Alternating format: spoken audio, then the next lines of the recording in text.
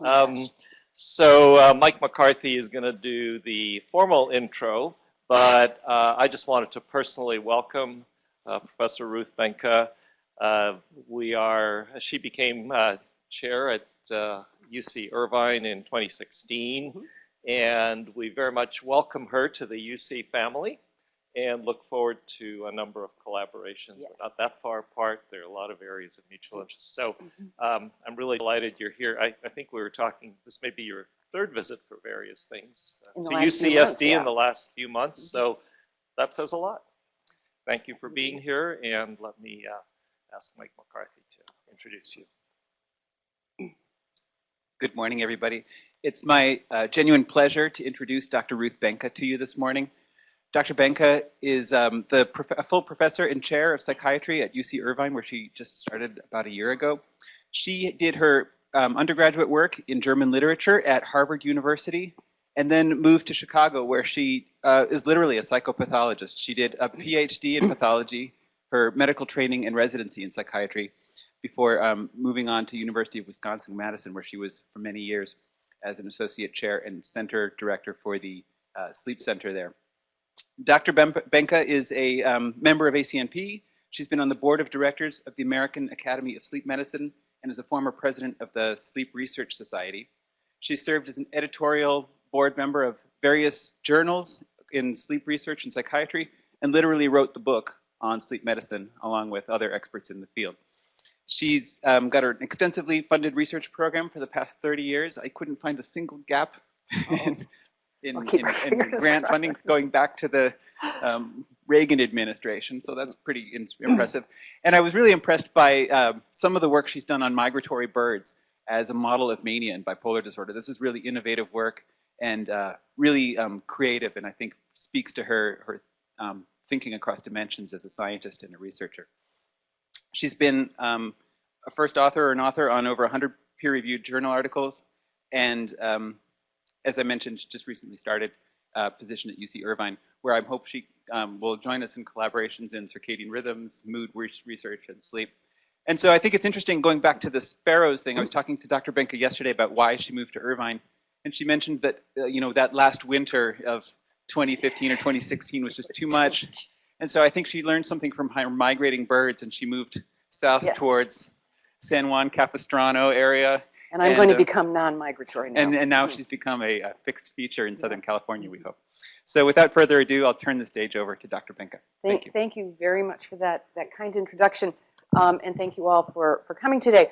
I'm really delighted to be here in San Diego. And what I'm going to talk about today is actually a lot of work that was directly or indirectly inspired by my connections with UCSD. So I started in sleep research at the University of Chicago, as Mike mentioned, and was mostly doing animal research. And what happened to my computer screen? Uh-oh. I start speaking in it. All right, we have an expert here. So I was doing mostly animal research. And my mentor there at the time, Dr. Alan Rechtschaffen, said, you really should have a clinical mentor, and suggested Dr. Chris Gillen here at UCSD. And I think it was exactly 27 years ago that in one of my first grants, which was one of those junior faculty development awards, that I got to spend the summer here with Chris and really started a lot of the work that I'm going to sort of led to the things that I'm doing now that I'm going to talk about to you today. And at that point, some of my colleagues included Dr. Ankoli Israel and Dr. Perry, and of course, Chris was probably one of the best mentors you could ever have, and a lot of you know him. And since you're learning about mentorship today, I wanted to just make that comment. So let's get started. And the first thing I want to say is to sort of remind everybody how important sleep is as a behavior. And as psychiatrists, we are people who study and observe and work with behavior. And actually, if we look at the human lifespan, we spend more time sleeping, 37% of our lives, according to the most recent American Time Use Survey. 37% of our lives are spent sleeping. And it's always been kind of striking to me how much psychiatrists ignore sleep.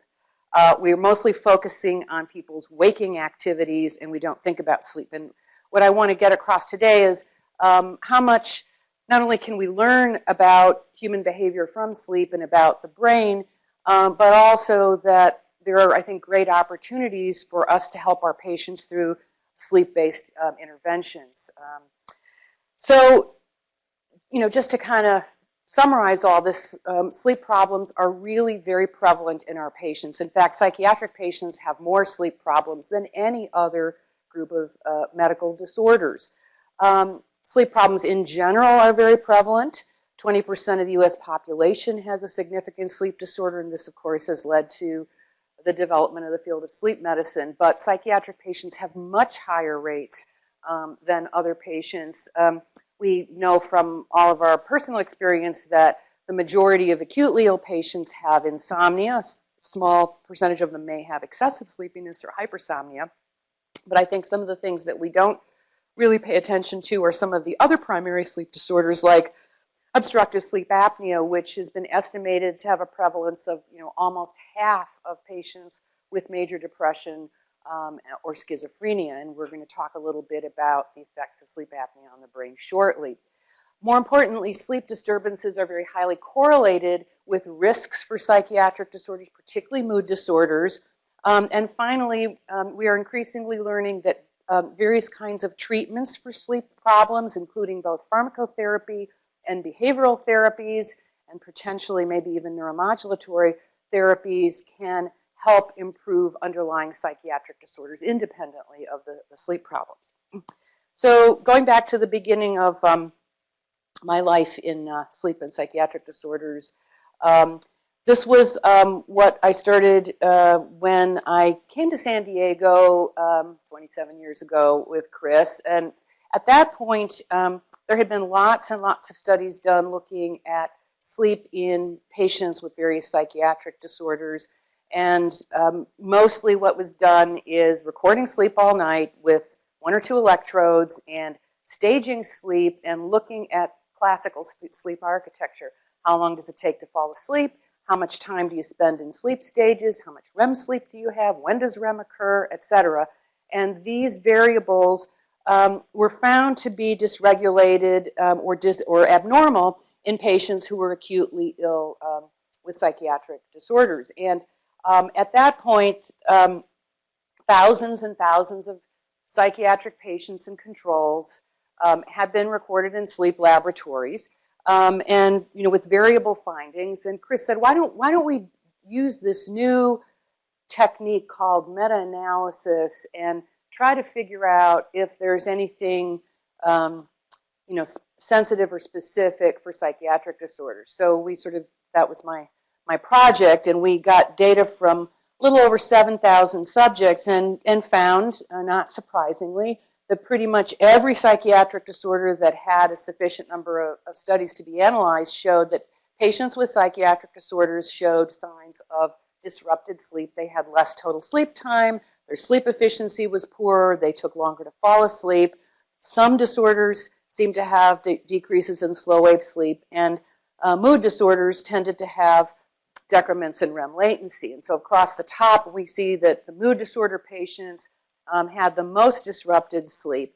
But then when we tried to kind of figure out were any of these abnormalities specific for any of these disorders, we found that they weren't really. So although psychiatric patients differed from controls, you couldn't really use these markers to distinguish one psychiatric disorder from another.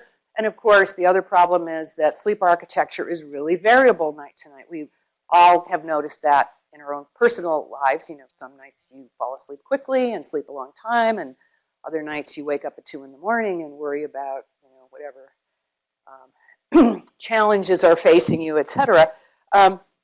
So after a while, we sort of came to the end of the road of like, what can we do with sleep and psychiatric disorders, even though we know there's a very strong connection. And so that sort of led to my second kind of association with San Diego and Southern California, At that point, I was at the University of Wisconsin, and I recruited Drs. Giulio Tononi and Chiara Chiarelli. I actually recruited Chiara, and then Giulio came along, but you know, that sometimes that works too. So they came up to Madison and you know, started thinking about, you know, how can we best study sleep? How should we be looking at sleep? And thinking about, you know, trying to understand more the process of sleep in the brain.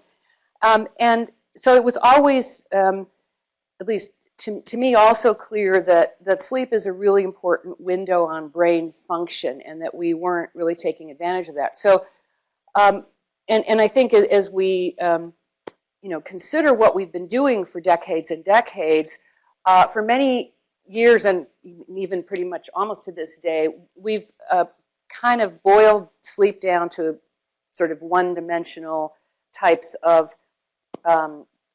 parameters, like, you know, the signal that we record on one spot of the scalp is telling us what the brain as a whole is doing. And although there are global aspects of sleep, you're asleep or you're awake, you're in non-REM or you're in REM, actually the brain sleeps very differently in different regions of the brain.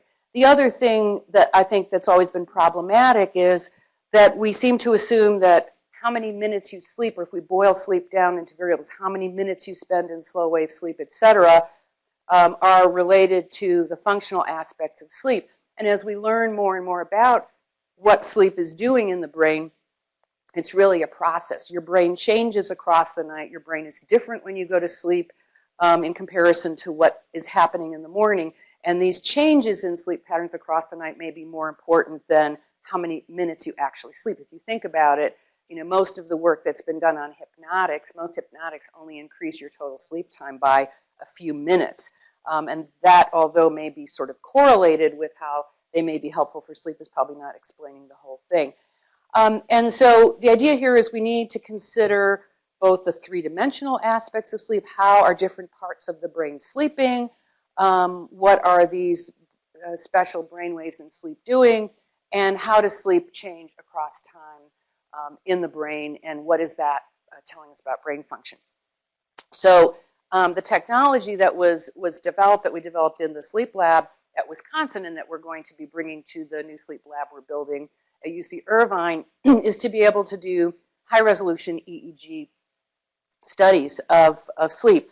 And so by putting these electrode caps on, and probably many of you are familiar with this from waking EEG studies, we can actually kind of image the whole brain all night. And some of the advantages of this technology is that, first of all, it offers the highest temporal resolution of any brain imaging tool with reasonably good spatial resolution.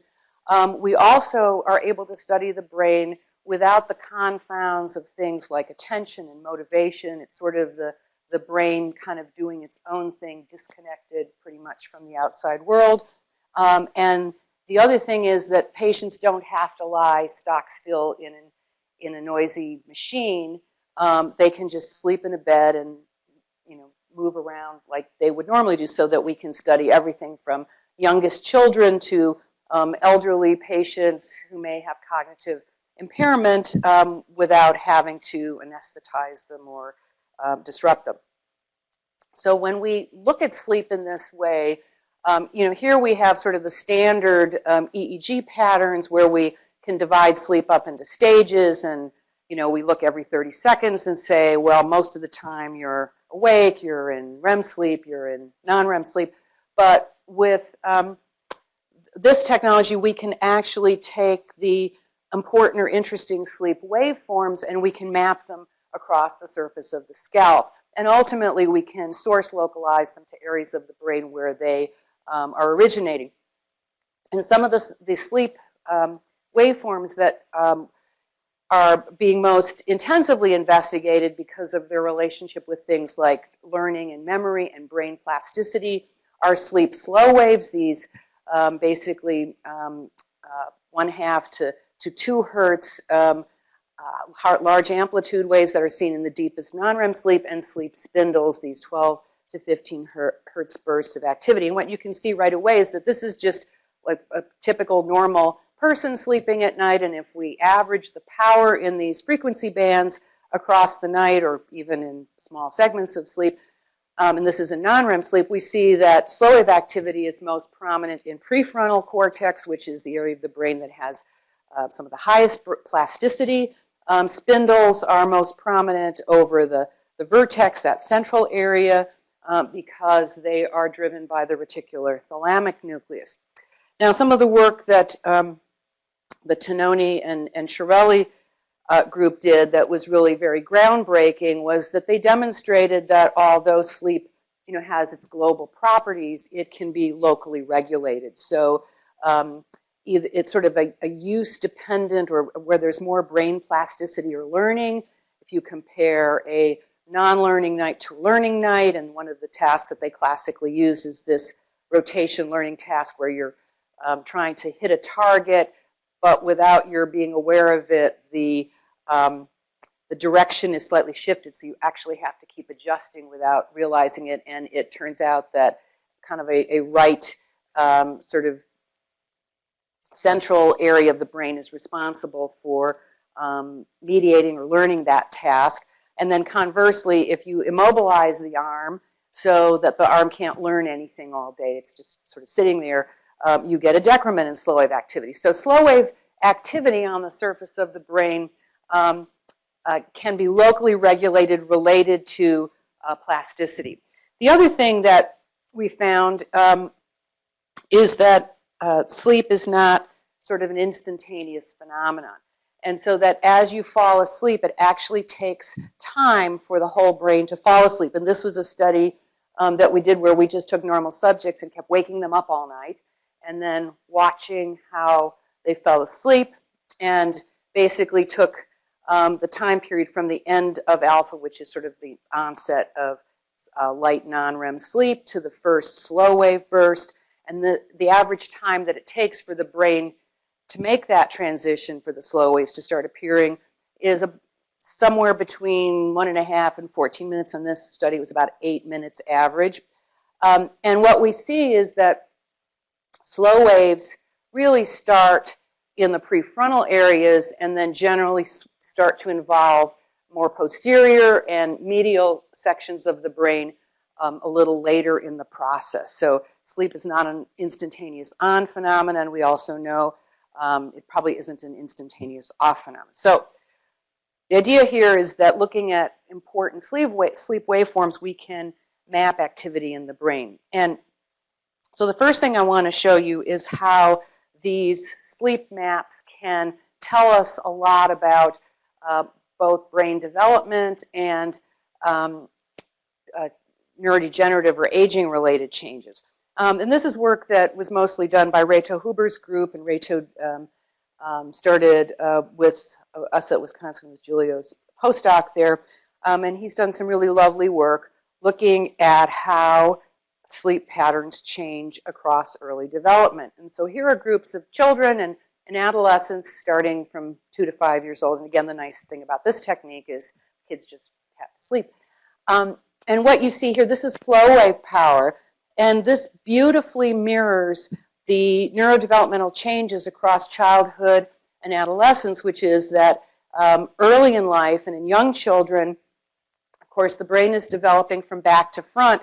So slow wave power is highest in the occipital regions in young children, and it's really only until pretty much the middle of the 3rd decade where you see the full adult prefrontal dominance of slow wave activity, which is exactly what we understand about brain development, that the human brain is not fully in its adult development developed state until about age 25 or so.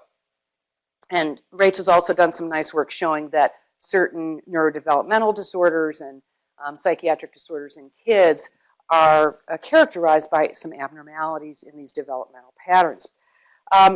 We looked at what happens with aging, because over the years we were collecting many, many normal subjects for various sleep studies and research studies.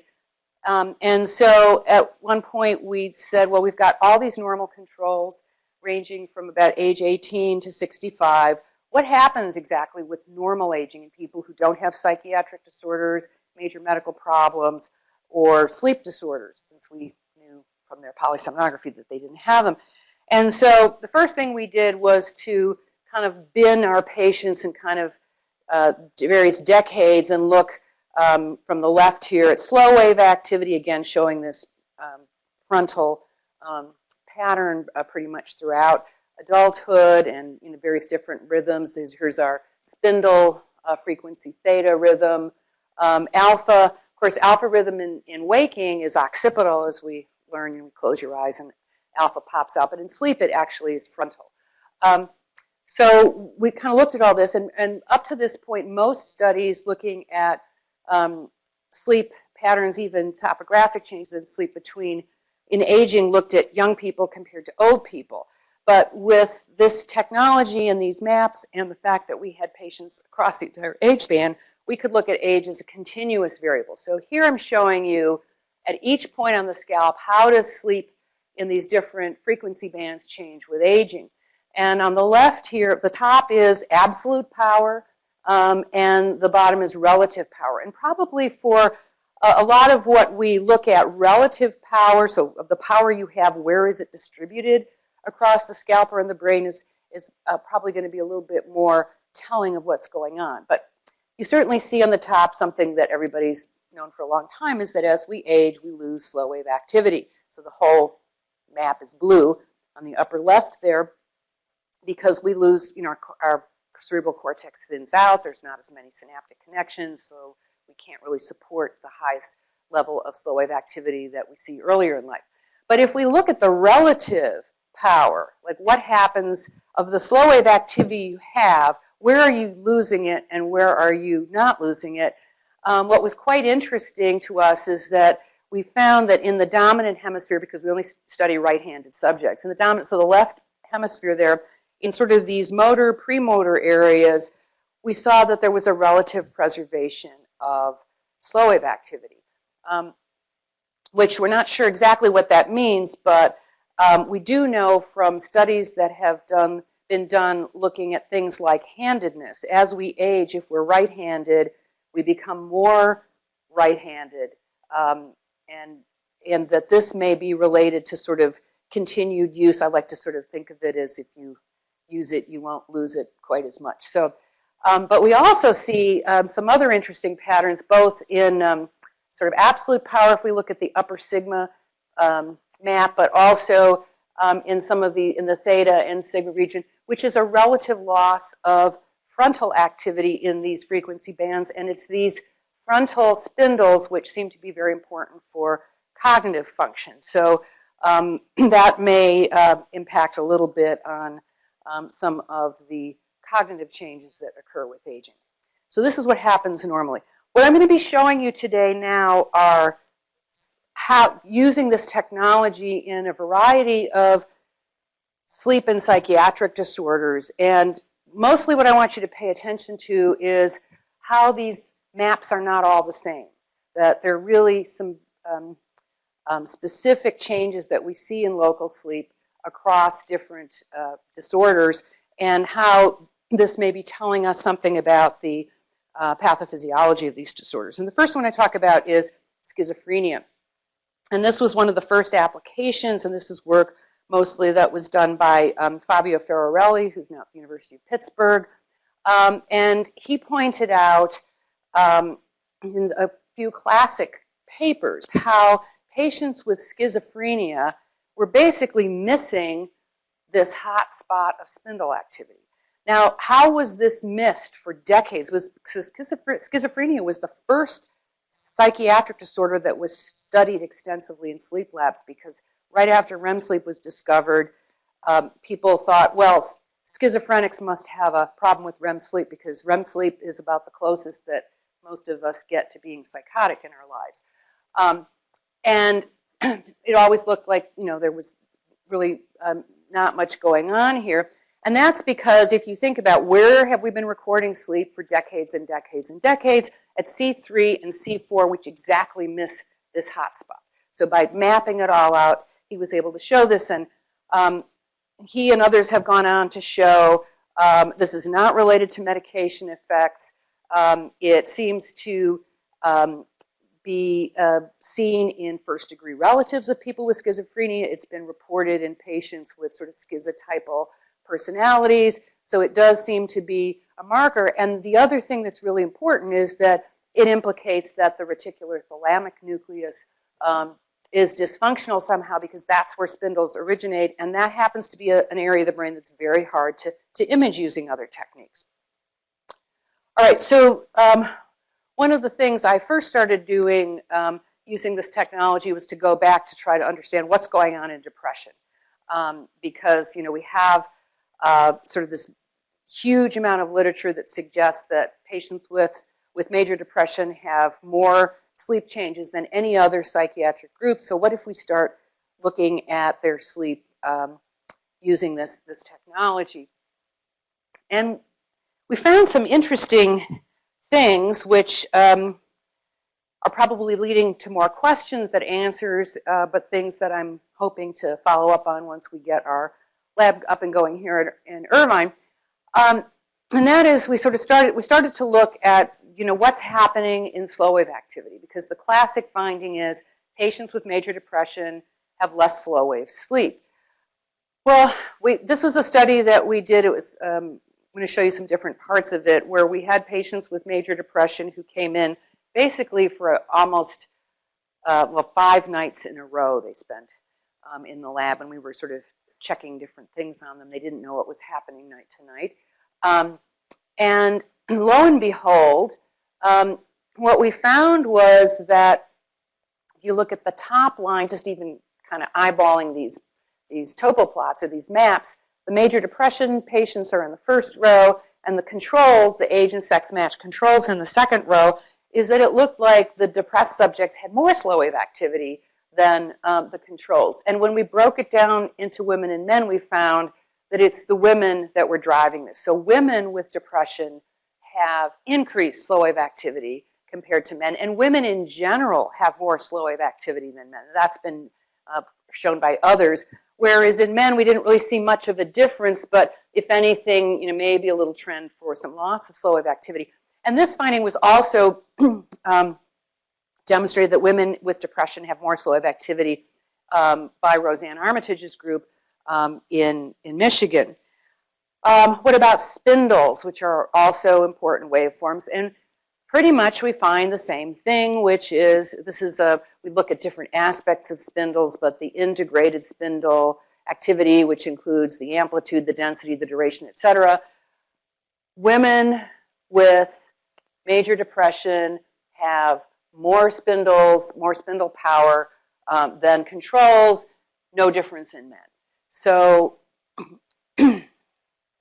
we don't really understand what's happening here. There were these regional increases in women in slow waves and spindles. We don't know how this relates to the sex differences in depression and what the functional significance is, but, you know, hopefully to be continued.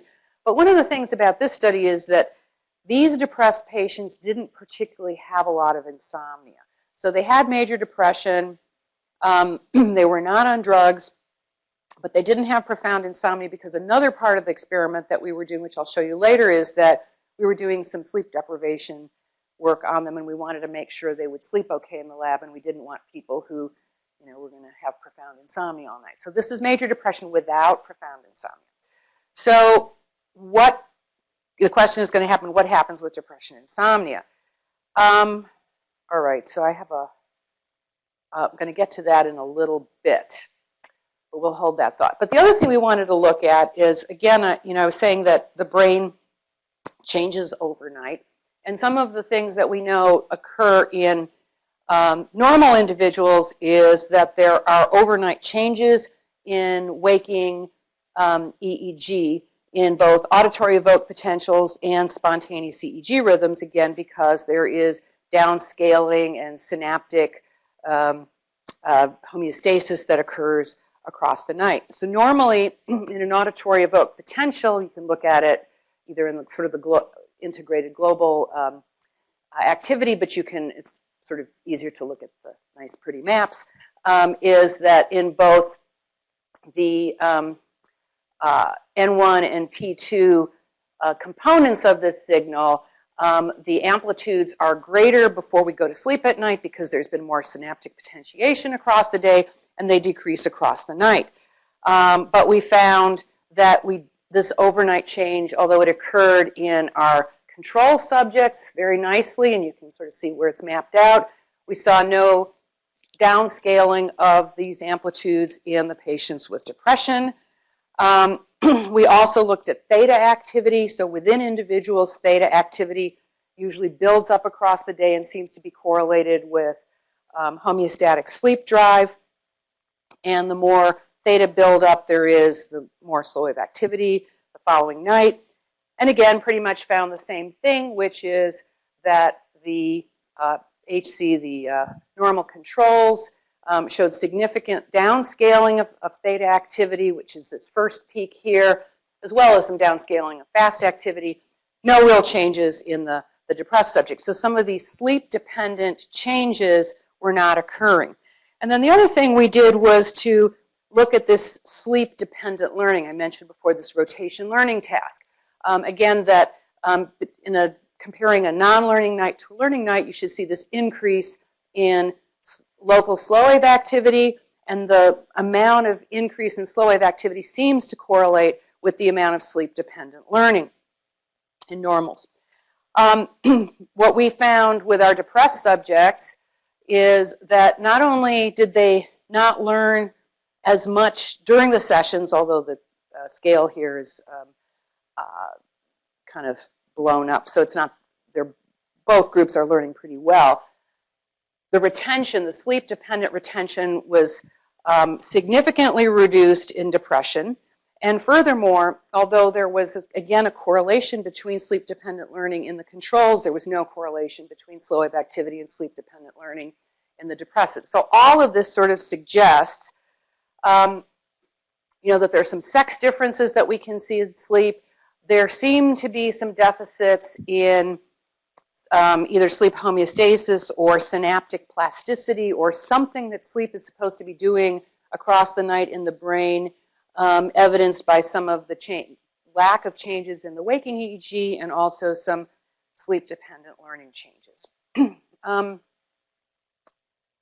So now let's talk a little bit about sleep deprivation as an antidepressant therapy. So there have been lots of studies showing that all kinds of methodologies of doing sleep deprivation will have an antidepressant effect in many patients with major depression, including total sleep deprivation, partial sleep deprivation, or even selective REM sleep deprivation.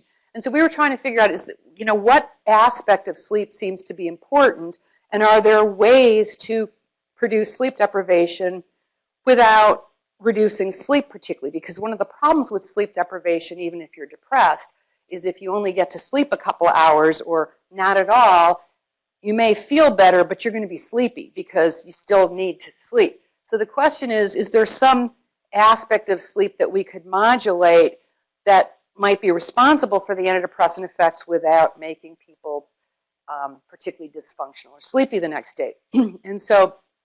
And this is kind of a proof of concept study. These were these same patients I was showing you before, and this is why we didn't want them to be too insomniac. And it turns out that by playing tones, you can suppress slow waves. So basically this is in the lab, a patient is entering slow wave, or subject's entering slow wave sleep, and we start to play tones, and what we can do is we can keep them in non-REM sleep, so we don't actually wake them up. We just decrease the number of slow waves they have. And we don't suppress them completely, but we cut them down. And in this particular study, again, we had the patients in the lab for 5 nights, and we generally told them, that we were going to be doing various kinds of manipulations, and that one night we might be playing tones for them. We didn't tell them which night it was, and we sort of randomly scheduled those nights, and each morning we asked them, did you hear tones or not? And pretty much they never could, remember hearing any tones. So that was, we were pretty confident that was blind. And with one night of just reducing slow wave activity, what we found is either with the inventory of depressive symptomatology, all of these scales, of course, are have eliminated all the sleep items. These are just the depressive symptoms, or the Hamilton rating scale. We had a subset where we did Hamilton's. We found that there was a significant decrement in depressive symptomatology with 1 night of slightly reducing slow wave activity, not changing total sleep amount at all, and that these changes were significantly correlated with either slow wave activity decrements, actually even decreased REM percent on those nights, because REM was slightly, well, it was not overall decreased, but in the subjects where it was decreased, they seemed to have better antidepressant response, and the better they responded to the sleep deprivation in terms of their antidepressant effect, the more slow wave rebound they had on the following night, suggesting that we had built up some homeostatic pressure. So this is sort of a proof of concept study that, you know, perhaps manipulating sleep waveforms during sleep can have an effect. So now we're going to look at insomnia. So this is kind of one of the most common sleep complaints in the general population.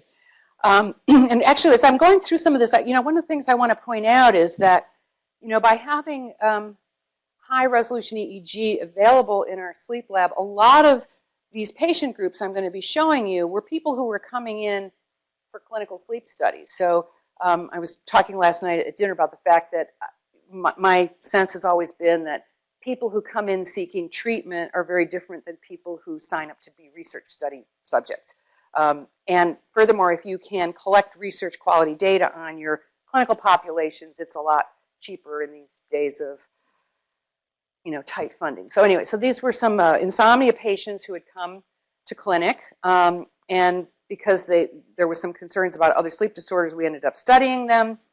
And just to kind of make a long story short here, we kind of look across the different frequency bands. We found that in non-REM sleep, if we compared insomnia subjects, and these are people not on medications, and they did not have, these were people without psychiatric disorders, so they were just more like primary insomnia subjects. We found, particularly in the theta alpha band, some significant differences. And when we take the deepest non-REM sleep, so stage N3, slow wave sleep, or just a 5-minute episode with no arousals anywhere near that or during that period, and map out the differences between our insomnia subjects and controls, we found this sort of strip across the central part of the scalp that showed increased activity in the alpha region in the insomnia subjects. And when we map this out, like where are these, where's this activity coming from, we found that this sort of like, you know, this classic alpha delta sleep that we hear about, is that it was primarily coming from sensory areas, so auditory cortex, visual cortex, sensory motor and premotor cortex. And what is it that insomnia patients generally tell us? I hear every little thing, I'm just barely asleep, my sleep is very light. And so this suggests that parts of the brain, particularly sensory processing areas, may not be as much asleep. So I've shown you what happens in depression. I've shown you what happens in insomnia. So now what happens with insomnia and depression? So this is some pilot data. We just completed a study, part of a multi-site study where we were looking at patients with depression, insomnia, and also a little suicidal ideation to look at the effects of treating sleep problems in them. And we were able to study some of them in the lab before we entered them in the study. So on the top, again, and let's just sort of focus on this panel. On the very top is our primary insomnia compared to controls. On the middle panel here, we have insomnia plus depression compared to insomnia. No difference, really. Here we have depression with insomnia compared to depression without insomnia. And the depression with insomnia shows that pattern of central activation. And of course, our depression with insomnia compared to controls has even more activity there. So the idea here is that there may be different markers of sleep changes that we can see in these maps that relate to depression versus the ones that relate to insomnia. I think for the purposes of time, I'm going to skip parasomnias, and we're going to turn to the important stuff and what we're working on right now, which is obstructive sleep apnea and brain function. And so we usually think of apnea as a pulmonary disorder, but in apnea, of course, patients have inability to get air into their lungs repeatedly across the night that results in respiratory pauses, drops in oxygen saturation, and arousals. And both drops in oxygen saturation and arousals are not good for the brain. And there are a lot of behavioral symptoms of obstructive sleep apnea. In adults, particularly, many patients will have excessive sleepiness because of the repeated sleep fragmentation, but also a lot of cognitive impairment, various kinds of objectively determined abnormalities, a lot of mood dysregulation, so emotional lability, impulsivity, and depression. Many of our patients, we do mood ratings on all of our patients, and pretty much everybody with apnea reports some level of depression. And a lot of the vegetative symptoms of depression are symptoms of obstructive sleep apnea. And again, just want to emphasize, obstructive sleep apnea may be present into up to a half of patients with depression and many patients with schizophrenia. And if you think about it, many of the medications we give our patients cause them to gain weight. They increase arousal threshold. They increase relaxation of the upper airway muscles. And over the years, I've lots of treatment-resistant depressives who have treatment-responsive sleep apnea. So the other thing about sleep apnea, it's really difficult to detect it through straight clinical evaluation, through questionnaires or even history. And that was really brought home to me by the fact that one of my roles in the sleep center was to read all the sleep studies of all the research subjects that would come through. And as much as we were very careful in screening people who want to be normal controls to make sure they didn't have medical problems or sleep problems or psychiatric problems, and they didn't, admit to any difficulties with their sleep, I would say close to 10% of the kind of more middle-aged subjects that we would get, and these are not people, by Wisconsin standards, BMIs averaging less than 30, which is svelte in Wisconsin, let me tell you, that some of them had really significant apnea. So this was a study that we were doing looking at the effects of meditation on brain function. So this was all supposed to be normal, healthy people. And as I was screening them all, about 10% of them had pretty severe sleep apnea. So we got this group here of 9 subjects and 9 age and sex matched controls from the same population who didn't have apnea. The average apnea-hypopnea index of these 9 subjects was over 30, which is severe sleep apnea. So they had sleep apnea and didn't know it, and they were not symptomatic. And the other thing is that there was really very little difference in the overall sleep architecture. When we compared their brain maps, the apneas to the controls, we found that there was a region in the posterior parietal area of decreased slow wave activity. We also saw this deficit in other frequency bands. So there was decreased activity here. And this decrement was correlated with how many respiratory events they had per hour, how hypoxemic they were, and how many times they aroused. And when we mapped this out, the source localization showed that the area that seemed to be affected was this posterior cingulate region in people who had apnea and didn't know it. I'm going to go back to a picture I showed you earlier, the falling asleep pattern. So when we fall asleep, the last place to show evidence of slow wave activity is this same posterior cingulate region. Now, what I'm showing you on the top is mapped out from 5 minutes of uninterrupted sleep with no respiratory events, no arousals near that.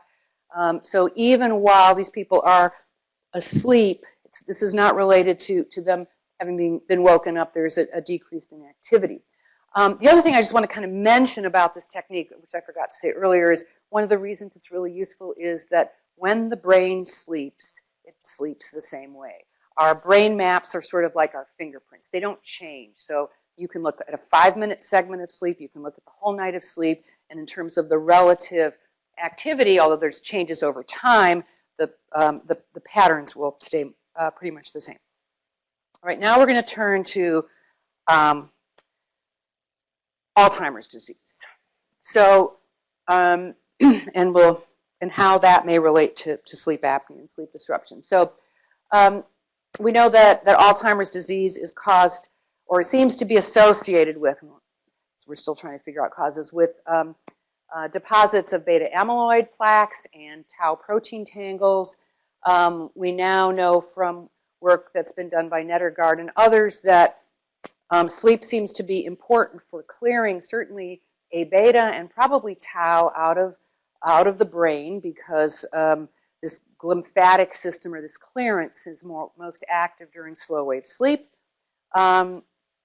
So when we don't sleep well, we don't clear as much of this out. Once amyloid is deposited, areas where it's deposited are not going to sleep as well. And we also know from epidemiologic studies that having sleep apnea increases the risk for Alzheimer's. And some of the work that Sonia has done has shown that if you treat apnea in people who are starting to have cognitive impairment, that it retards the progression of Alzheimer's disease. And recent meta-analysis suggested that about 15% of the risk for Alzheimer's is related to sleep problems or sleep disruptions. So how might this work with Alzheimer's disease? So one of the things that we noticed, again, looking at this map, so here are our normal healthy people who have apnea and don't know it, and they have this sort of deficit in this region. And working with the Alzheimer's Disease Research Center at the University of Wisconsin, they do a lot of brain imaging and had a bunch of cohorts of people who were at risk for Alzheimer's but didn't have it. They had increased family histories or whatever. They're cognitively asymptomatic, and doing these longitudinal studies with brain imaging and CSF, et cetera. This is where amyloid first deposits in people who start to deposit amyloid. The exact same region that we see as having a deficit in sleep apnea. So again, the area of decreased slow wave activity in sleep apnea is the same area that seems to lead to greater amyloid deposition, and slow waves are important for clearing amyloid. And if amyloid is deposited, you have less slow waves. So the question is, are we seeing a mechanism here for how apnea may be accelerating this process? So a couple of other pieces of evidence that we have about sleep and Alzheimer's. So while we were getting started on our high-resolution EEG project, we also actually had a lot of self-report data from large numbers of subjects who were part of these cohorts, longitudinal cohorts, looking at the factors that lead to Alzheimer's. And one of the things that they had on all their subjects was a sleep quality scale, the medical outcome study sleep scale. And I want to focus your attention on the first subscale, which is sleep adequacy. And the two items here are, do you get enough sleep to feel rested in the morning, and do you get the amount of sleep you need? And this scale turned out to be highly correlated with amyloid deposition. And so in this first study, we had PET scans, and looking at regions of interest where amyloid tends to deposit early, we found that there was a significant correlation for pretty much every one of these early deposition areas with this unrested quality sleep scale. We also saw some correlations with some of the other sleep problems, but it wasn't really sleepiness and it wasn't really insomnia. It was this like, my sleep just doesn't really feel quite right. It's not restorative. This is PET.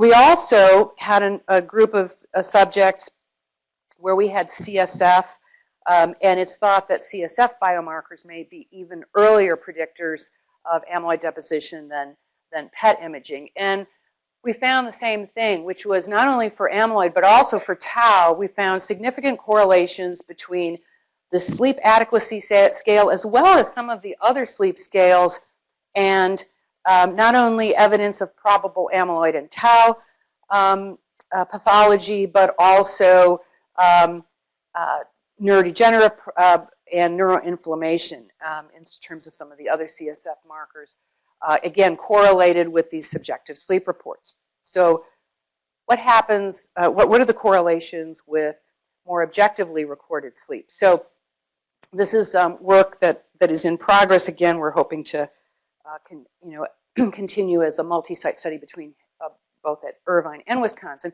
So we have so far collected a number of subjects, and so I'm going to show you data from 23 people, mostly women, over 90% women. The women seem to be much more eager to volunteer for these studies, and they're pretty grueling studies because they have to get PET scans and LPs and neuropsych testing and MRIs, and so we have a lot of data on them. And the average age is about 60, so it's a little bit younger cohort than a lot of the cohorts that get studied. And again, these are all cognitively asymptomatic. There's no evidence of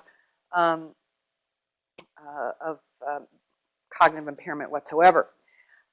And when we look at the CSF markers, what we find, these are people who do not have apnea, by the way. This is a subgroup with no apnea.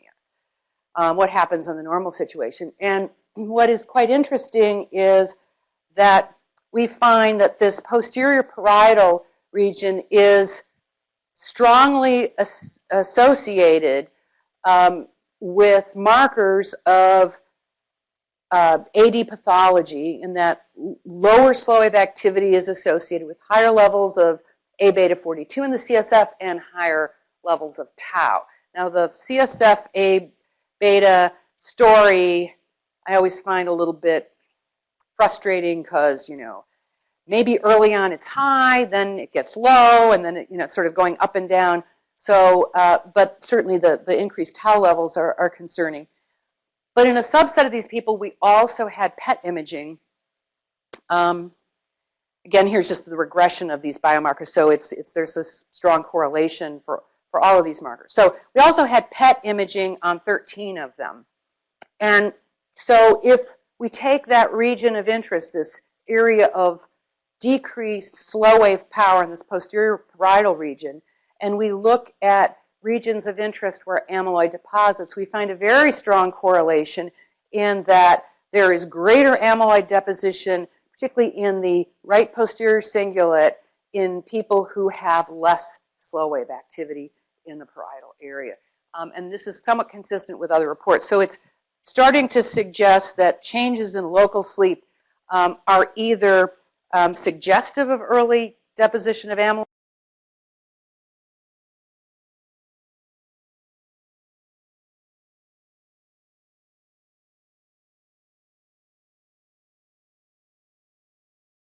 and may be contributory if slow wave activity is important for clearing out amyloid and tau from these regions. So to summarize, we know that in asymptomatic midlife adults, so these are people in their 50s, early 60s, poor self-reported sleep is associated with greater amyloid load on PET scans and greater CSF biomarkers of amyloid pathology, not just amyloid, but also tau and neuroinflammation. We see that if we use EEG as a brain mapping tool, not only is there sort of this global loss of slow wave activity and aging, but there are regional deficits that are associated with Alzheimer's pathology. And these regional deficits are greater in people with obstructive sleep apnea, which suggests a pathway for apnea to be exacerbating or accelerating risk for Alzheimer's. Now, just to kind of finish up, this abnormality in local sleep is not strictly isolated to adults. And in fact, this is just some of the early preliminary data, and my former student and colleague Stephanie Jones at the University of Wisconsin is following up on this work now in children. So we find these were, again, kids that just were brought into the lab because there was some concern that they might have apnea, and we just put the high-density nets on them to see what was going on. And here we have, and some of the kids, of course, didn't have anything, so we had controls. So we had either 6 kids with snoring and 8 kids who had apnea, not particularly severe. Compared to normal age and sex-matched children, we see the same deficit in this posterior parietal area. And it's unlikely that these children already have a lot of amyloid deposited back there.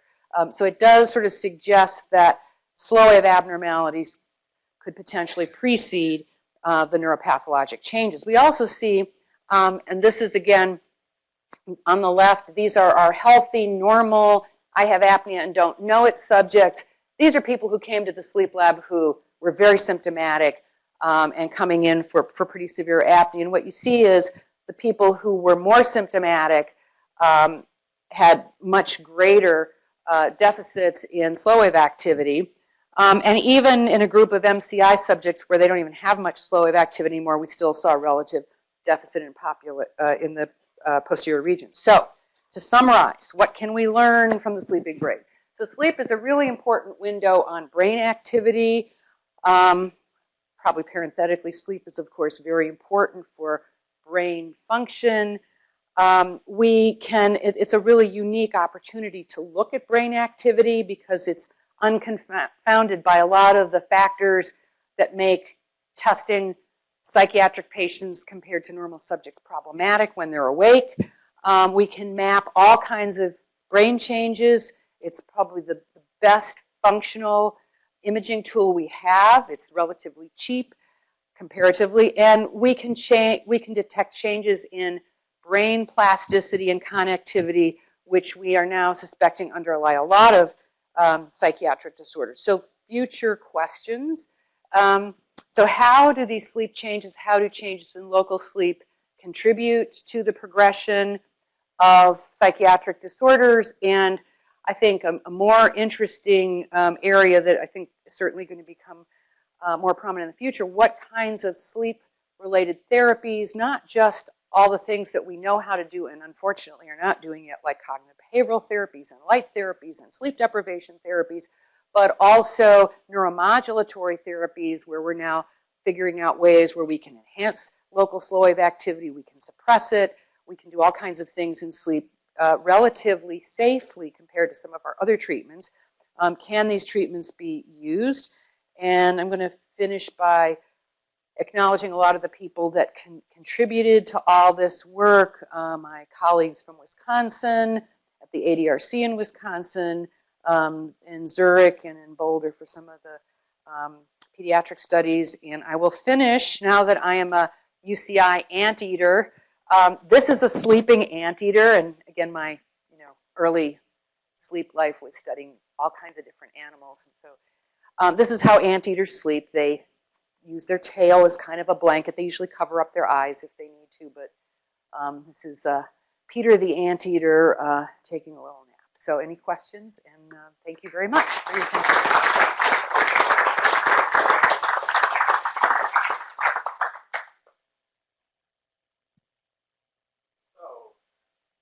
Thank you very much, Professor Benca, for a wonderful review and new insights into this area of sleep that we're all very interested in, of course, both personally and professionally. So, questions? I will walk around and give a microphone to people so everybody can hear. We are recording also. And I am limiting people to one question, no follow-ups. Otherwise, we have a faculty who will just monopolize you completely. Not that Dr. Perry would do. No, she. Very cutting edge work. I'm so grateful to you for all your contributions to the field. You remember Chris Gillen's work that after sleep deprivation, if people go back to sleep just a few minutes of REM sleep, the antidepressant effects, they will relapse. And I'm just wondering, in your tone study where you had with the tones that decreased slow wave activity and then it rebounded with a little bit of REM rebound, did you get a relapse of the? It was mostly slow wave activity rebound because the sleep they weren't that deprived. They didn't overshoot, but it was really the night after the slow wave deprivation that the depressive symptoms were lower. So yeah, it wasn't long lasting, but again, this was a very kind of minimal intervention, and it wasn't a huge loss, and we don't know what would happen if we kept doing this night after night. And I think that's sort of the idea. Can we do neuromodulatory therapies where you sort of maintain this effect over time of slightly reducing slow waves? Or what happens if you increase slow waves? Does that help? We don't, that's the issue. I think the whole point here is that some modulation, I was surprised that it had an impact at all with just one night of not really that profound suppression of slow wave. With the evidence you showed us about the EEG differences between the sexes, was there any indication in your sleep deprivation studies that there's a gender response to sleep deprivation in terms of mood outcomes? We didn't really have power to look at that. That's a really good question, and I think something to be explored in a larger study that would be powered to figure that out. I don't even, even with our aging study, I can't really tell you if there are sex differences in aging yet. Yeah, Ruth, that was great. I enjoyed it. We sometimes try and draw a distinction between sleep deprivation and sleep fragmentation. Right. When we think about the data on sleep deprivation being a treatment for depression, do you think the same is true of sleep fragmentation, which Sonia and I were whispering back here that a lot of sleep disorders have sleep fragmentation, but they're associated with depression, so it's sort of going in the opposite direction. My personal feeling is that I don't think we know how to measure sleep fragmentation. I'm not someone who believes that 3 seconds of alpha in the EEG is the definition of fragmentation. I actually think that this sort of posterior depth, but this last place in the brain to fall asleep area, that decrements there may be more related to fragmentation. And again, fragmentation may be a local phenomenon. So again, I think we need to understand better what that is, and but I think using these kinds of tools, I think will help us figure it out. Thank you very much. I really appreciated how wide ranging the data you presented were, and based on that, there's a lot of interest in the idea that in mood disorders and psychotic disorders, there may be kind of an accelerated aging process. And would you say that your EEG data would be supportive of that, or could you talk a little bit about the similarities and differences between what you see for aging and mood and psychotic disorders? Yeah, I really think that if you look at these maps, and I think one of the reasons I wanted to show all this, and I had a few more that I skipped or didn't include, is that they're really quite specific to the disorders. And as I showed you what happens in normal aging, that's not what we see in depression or in psychotic disorders. In fact, there's not really a lot of evidence from the high-resolution EEG data that there's a big change in slow wave activity. It's more this loss of spindles that seems to be key. So no, I think that depression and schizophrenia are not accelerated aging, except in as much as there may be contamination in these disorders of other primary sleep disorders. So people with schizophrenia and depression have higher rates of sleep apnea, of restless legs, of insomnia, etc. And we also know that aging in general is associated with all those disorders. So it may just be sort of a bystander effect of other stuff going on that is making them look like they age faster. We know that people with those disorders die younger of medical disorders. So from sort of a general medical standpoint, they're aging faster, but not so much what is going on with sleep, I think. Thanks so much for coming down to visit. Great talk. is there any kind of relation that looks like it could be between the pediatric sleep apnea and subsequent development of the schizoaffective kinds of disorders that show up in late adolescence? I don't have any data to specifically address that. I think Rachel Huber has shown some changes in the progression of this posterior to anterior brain development based on slow wave activity in kids with, I think, ADHD, and studies are now being done in things like autism to see how those may be related or not to schizophrenia, and I think there may be some evidence of spindle deficits in those situations.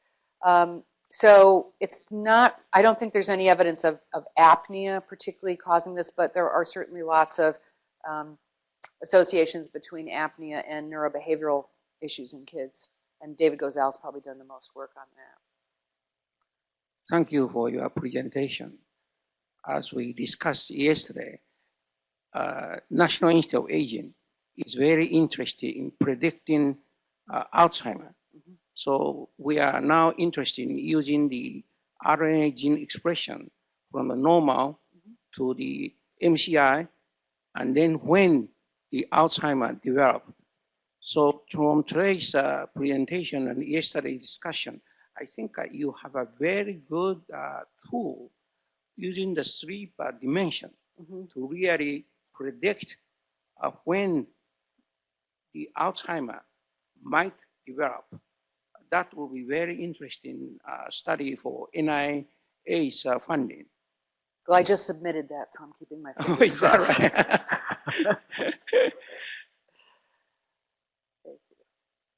right? So what's your prediction and answers from your EEG studies? Well, I think the sort of kind of most general thing I want to say is that I think it's really important when we look at all these biomarkers to consider sleep. So, for example, we know sleep patterns and sleep loss and sleep fragmentation are going to affect things like RNA expression.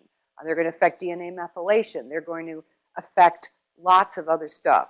And so if you don't control for that, and to realize also with these older patients, so many of them have sleep disordered breathing, which is going to, have all sorts of downstream effects. So I think it's just really important as we do these behavioral studies to understand how multidisciplinary they are, and we need to do these very large studies where we can control all this. So on these subjects that we're collecting, we have, we'll have DNA samples from them and other things, so we can start to look to see how all these things fit together. I mean, to me, that's what sort of the most exciting part of doing this kind of work is to be able to work with teams of people who all have sort of different things that they bring to bear. I mean, in fact, Wisconsin, they're collecting stool samples to look at microbiome effects, and they're already seeing, some things there as well, which also could be related to sleep.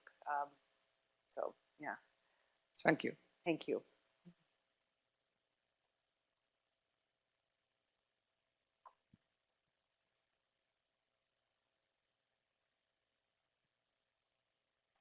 Thank you very much. That was very fascinating. I'm actually, sort of as a continuum of this notion of sleep fragmentation, which, it does have an impact on children with regards to delta power and sort of this idea of sleep pressure.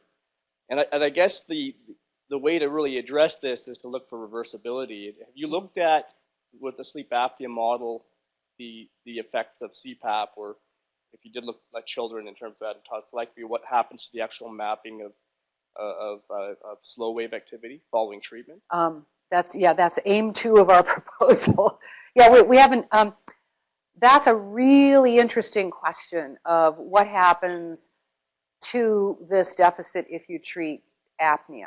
And it also, another thing that's really interesting is, does it matter when you have sleep apnea? Is getting sleep apnea when you're 75 the same thing as getting it when you're 35? And probably it isn't. And when does it need to be treated? When can we intervene and reverse some of this? I think those are the really important questions, because you know, if we can change some of this. So if we treat, I mean, we know from, again, from Sonia's work and others that if you treat apnea in people who have started to show signs of Alzheimer's, that you will slow progression. What happens if you take these people who are at risk for Alzheimer's because they have family history or they're ApoE4 positive and they have apnea, but they're not cognitively impaired? If you start treating them aggressively for their apnea, does it slow things down? And does it slow it down by reversing this EEG abnormality? That's kind of the $10 million question.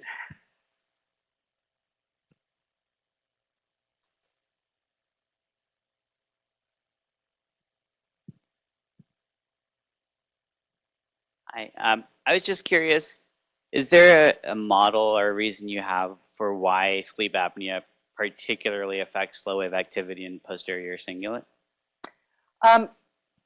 Well, first of all, it affects not only slow wave activity, but pretty much across the EEG spectrum. You see decreased activity. And it says this area of the brain is a little bit less active. Slow wave activity in general, but again, one of the thoughts is this is the area when, as you fall asleep, it's the last area to show penetration of slow waves. It also happens to be an area of the brain that has a high metabolic rate too, which is another reason they think that amyloid tends to deposit there early. So one of the questions is this deficit in slow wave activity a subtle sign of sleep fragmentation?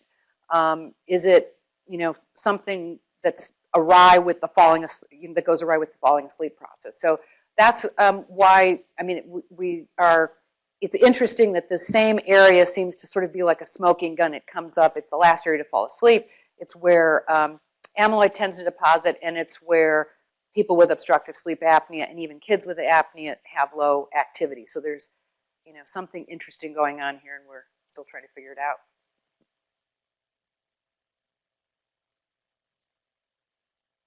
Other questions? Oh, more. Great. You can have a second.